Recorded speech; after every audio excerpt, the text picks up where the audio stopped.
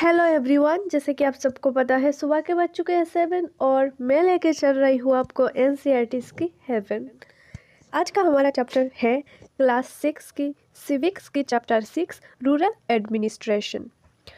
पिछले चैप्टर पर हमने पढ़ा था पंचायती राज, जहाँ पर हमने समझा था विलेज पर कैसे वर्क करता है पंचायत। सरपंच होते हैं, वहाँ पर पंचायत होते हैं जिनको पंचायत का मेंबर्स इलेक्ट करते हैं, जो होते हैं आम जनता उस विलेज का। और भी मैंने छोटे छोटे चीज़ आपको समझाया था उस चैप्टर पर, और इस चैप्टर पर हम समझेंगे रूरल एडमिनिस्ट्रेशन। एडमिनिस्ट्रेशन का मतलब क्या है, वहाँ पर जो मान लो कोई वहाँ पर कुछ इशू हो गया तो कौन संभलता है उनको। वहाँ पर कुछ अगर ज़मीन को लेकर कुछ प्रॉब्लम हो गया तो उनको कौन देखता है। जैसे कि यहाँ पर हम एक स्टोरी से स्टार्ट करेंगे इस चैप्टर को बच्चों। यहाँ पर देख सकते हैं आप दो लोगों के बीच में, यहाँ पर पिक्चर पर देखो आप, दो लोगों के बीच में कुछ फाइट चल रहा है लग रहा है। हमारा टॉपिक का फर्स्ट है ए क्यूरल इन द विलेज। ये क्यूरल वर्ड क्या है? ये क्यूरल का वर्ड का मीनिंग ही है झगड़ा। यहाँ से हम चैप्टर को स्टार्ट करेंगे। अगर मान लो विलेज पर झगड़ा हो गया तो क्या होगा। जमीन को लेकर यहाँ पर झगड़ा चल रहा है दो लोगों के बीच, और सुनते हैं इनकी story. Mohan is a farmer, his family owns a small agriculture field which they have been farming for many years. Next to his field is Raghu's land, which is separated from his by a small boundary called bound. दो लोग हैं, एक का नाम है Mohan and दूसरे का नाम है रघु। मोहन के पास एक लैंड है, उसके पास नेबर लैंड का दो एक दूसरे का नेबर है। नेक्स्ट है रघु का ज़मीन, और दोनों बॉर्डर शेयर करते हैं एक दूसरे से। One morning Mohan noticed that Raghu had shift the bound by a few feet. एक दिन मोहन ने देखा कि रघु ने अपना ज़मीन बढ़ा लिया और मोहन का ज़मीन कम कर लिया। मतलब मोहन के जो बाउंड है वो शिफ्ट कर लिया मोहन के ज़मीन के ओर। मोहन को आया गुस्सा। पर एक बात था, यहाँ पर जो मोहन है वो एक ऐसे आम था और रघु जो है उसके पास कुछ पावर्स थे। कैसे? क्योंकि उसके जो रिलेटिव है वो थे सरपंच। ओके, और रघु के पास और भी ज़मीन है और मोहन था ऐसे ही। इससे पहले मोहन ने सोचा क्या मैं जाऊँ, क्या मैं उससे बात करूँ। फिर आया, उसको मन में आया उसने मेरा ज़मीन ले लिया, इतना ज़मीन शिफ्ट कर लिया, तो मुझे जाना चाहिए। तो वो गया, मोहन गया रघु के घर। मोहन रघु के घर जाने के बाद रघु ने अपना लोग बुलाया और उसको पिटाई कर दी। ज़बरदस्त हुआ पिटाई। मोहन की सर पर हाथ पर चोट लग गया। फिर वो आया, ऐसे चोट भी लग गया, अब उसको क्या करे। फिर उसके कुछ लोगों ने उसको बताया कि तू पुलिस स्टेशन जा। फिर मोहन ने सोचा कि, और भी लोगों ने बताया मत जा क्योंकि वो पावरफुल है, कुछ हो जाएगा। अगर वो भी पहले से बताया होगा पुलिस को तुझे तेरा और पिटाई हो जाएगी। फिर मोहन ने और सोचा, फिर उसने तय किया ये, हाँ मुझे पुलिस स्टेशन जाना चाहिए क्योंकि मेरे साथ गलत हुआ है। एक तो मेरी ज़मीन भी छीना और ऊपर से मुझे पिटाई भी कर लिया। मुझे जाना चाहिए पुलिस स्टेशन। फिर वो डिसाइड किया और वो क्या करा, वो जो जिन्होंने भी उसका पिटाई होते देखा, ऐसे कुछ लोगों को इकट्ठा किया और उनको लेके चला पुलिस स्टेशन। फिर जाते जाते उन लोगों ने कहा उसको कि तू अच्छा शहर पर पुलिस स्टेशन पर चला जा, वहाँ पर अच्छे से इन्वेस्टिगेशन होगा, यहाँ पर मत जा। फिर मोहन ने कहा नहीं, जो हमारी एरिया का पुलिस स्टेशन है वहाँ पर जाऊँगा मैं, ये वहाँ पर जाने पर अच्छा होगा, ऐसा कुछ भी नहीं है। जो अपने एरिया का पुलिस स्टेशन है वहाँ पर जाना चाहिए। तो ये डिस्कशन के बाद फिर वो गया पुलिस स्टेशन। पुलिस स्टेशन पर जाने के बाद आप समझते हैं हमारा नेक्स्ट टॉपिक आ गया, area of the police station. ये जो पुलिस स्टेशन है इसका एक एरिया होता है, हर एक एरिया का एक पुलिस स्टेशन आता है, जहाँ पर 5 विलेज भी हो सकते हैं अंडर इट्स पुलिस स्टेशन और 2-3 भी हो सकते हैं। और अगर इन गाँवों में कोई भी समस्या आता है, कोई भी फाइट होता है, कोई भी चोरी चकेरी होता है, एक्सीडेंट होता है, इंजरी होता है, तो उस पुलिस स्टेशन के पास जाके कोई भी कंप्लेंट कर सकता है। और फिर यह पुलिस स्टेशन की पुलिस की रिस्पॉन्सिबिलिटी है कि वो इंक्वायरी करे, इन्वेस्टिगेशन करे कि क्या सही में ये हुआ है या फिर गलत शलत हम भी सुन रहे हैं। वही चीज़ है यहाँ पर। और चलो आते हैं हमारी स्टोरी पर। तो मोहन गया पुलिस स्टेशन पर। जाने के बाद एसएचओ को कहा कि मेरा कंप्लेंट लेको। पहले ना उसके नेबर्स जो गए थे वो बाहर थे, वो अकेला गया था एसएचओ के पास। जो थाना का सबसे बड़ा होता है उसको एसएचओ कहते हैं। सो एसएचओ के पास जाने के बाद उसने कहा कि मेरा कंप्लेन आप रजिस्टर करो, मेरे साथ ये हुआ है वो हुआ। यहाँ पर देख सकते हो ये है पुलिस साहब और ये है हमारा मोहन।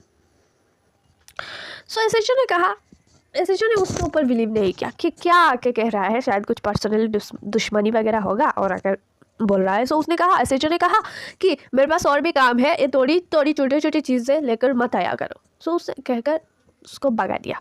फिर वो बाहर आया बड़ा डिसअपॉइंट था मोहन, गुस्सा हो गया और फिर उसकी नेबर्स जो है उसको लेकर गया अंदर और जाके फिर बोला, सब बोले कि इसके साथ ये हुआ है वो हुआ है, पहले तो इसका ज़मीन लिया और फिर इसका पिटाई भी किया, इतना मारा और हमने बचाकर यहाँ पर लेके आए। सो गवाही दिया सबने।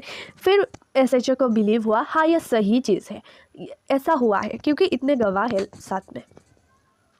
सो उन्होंने कहा ठीक है अभी आप जाओ, हम कल आएंगे और आकर इन्वेस्टिगेशन करेंगे। सो ऐसा नहीं है कि मोहन ने कहा और पुलिस सीधा जाएंगे रघु के घर पर और जाके पिटाई करेंगे, ऐसा नहीं होता। पहले पुलिस देखेगा कि ये सच में हुआ है कि नहीं, इसको इन्वेस्टिगेशन कहते हैं। पुलिस इन्वेस्टिगेशन करेंगे, ठीक है, वही चीज़ है the work at the police station, वही चीज़ एसएचओ पहले इन्वेस्टिगेशन करता है फिर वो एक्शन लेता है।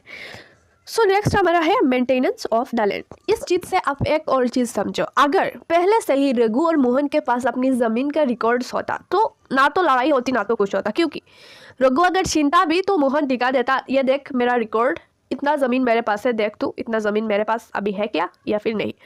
तो आप भी किसको बिलीव करोगे, रघु झूठ बोल रहा है या मोहन झूठ बोल रहा है, सही है ना। सो इसलिए रिकॉर्ड क्या चीज़ है वो समझेंगे।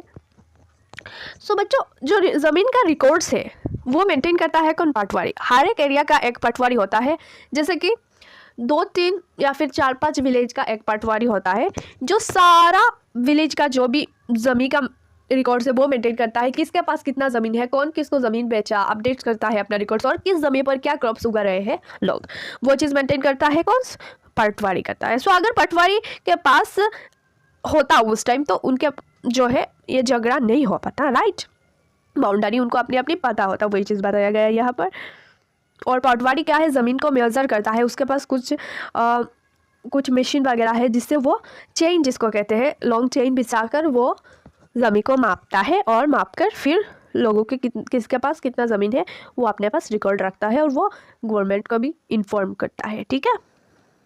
पटवारी ऑल्सो जो टैक्सेस है, रिवेन्यू है, उसको भी मैनेज करता है, वो भी कलेक्ट करने के लिए मैनेज करता है और फिर गवर्नमेंट को इन्फॉर्म करता है पटवारी। इन सभी जो काम है वो पटवारी देखता है। और ये देखो आप, खसरा जिसको कहते हैं, इस टाइप का पटवारी के पास रिकॉर्ड रहता है, हर पटवारी के पास, जो वो गवर्नमेंट को प्रोवाइड करता है। ये देखो आप इसको, जैसे मोहन के पास इतने ज़मीन है, इस जगह पर है और वहाँ पर किस चीज़ का खेती होती है, सोयाबीन का खेती होती है। इसी तरह रघु का, और इस तरह से जो रिकॉर्ड है मैप बना लेता है पटवारी, मैप बनाकर वो अपने पास रखता है। यहाँ पर देखो, और हर एक स्टेट के पास, हर एक स्टेट नहीं 2-3 स्टेट मिलाकर एक पटवारी रहता ही रहता है, क्योंकि इंडिया इतना बड़ा है, सेंट्रल गवर्नमेंट थोड़ी ना ये सब चीज़ें मैनेज कर सकता है, वहाँ से बैठकर थोड़ी ना जान सकता है हर एक इंसान के पास कितना ज़मीन है। सो इसका काम गवर्नमेंट ने सौंप दिया पटवारी को। और नेक्स्ट आती है हमारा ए न्यू लॉ। ये न्यू लॉ क्या है, किसको कहते हैं, हिंदू सक्सेशन अमेंडमेंट एक्ट 2005। और अमेंडमेंट इस वर्ड का मतलब ही है चेंज। सो हमारा जो लॉ है, पहले का लॉ एक था और फिर वहाँ पर चेंज किया गया, ठीक है, 2005 को चेंज किया गया। सो इसको मैं समझा देती हूँ। पहले ना डॉटर और मदर को कोई ज़मीन वगैरह, फीमेल्स को कोई ज़मीन नहीं दिया जाता था, सारा ज़मीन सन या फिर फादर को ही मिलता था। अगर फादर का डेथ हो गया तो सन को मिलता था, ओके। सो उस टाइप का चल रहा था चेंज सिस्टम। फिर उसके बाद आया हिंदू सक्सेशन अमेंडमेंट एक्ट और 2005 से हो गया, ये चेंज हो गया। क्या हुआ, फिर इक्वली हिंदू को, इक्वली मदर को, डॉटर को और सन को, जो फादर का ज़मीन है टोटल, जो भी उनकी ज़मीन वगैरह होगा वो इक्वली डिवाइड कर दिया जाएगा, मदर को भी और डॉटर को भी और सन को भी। सो यहाँ पर एक आपका स्टोरी दिया हुआ है, ये आप देख लेना, a daughter's wish.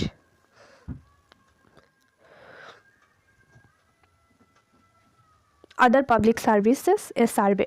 This chapter looked at some of the administrative work of the government, especially rural areas. The first chapter related to maintaining law and order, and the second maintaining land records.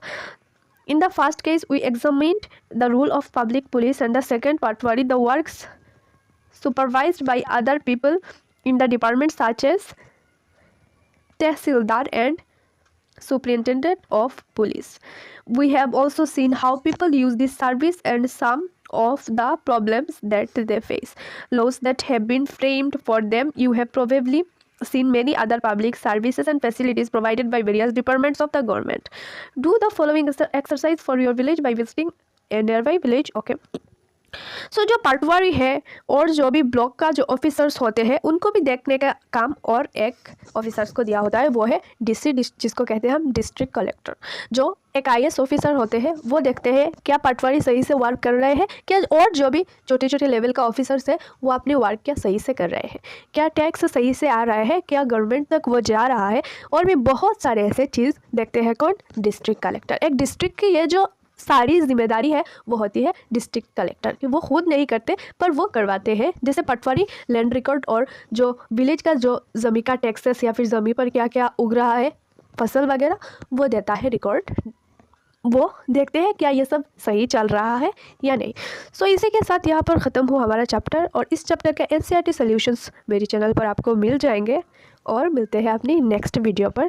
और ऐसे ही NCERT solutions and NCERT chapter explanations के लिए channel को subscribe ज़रूर करके जाना।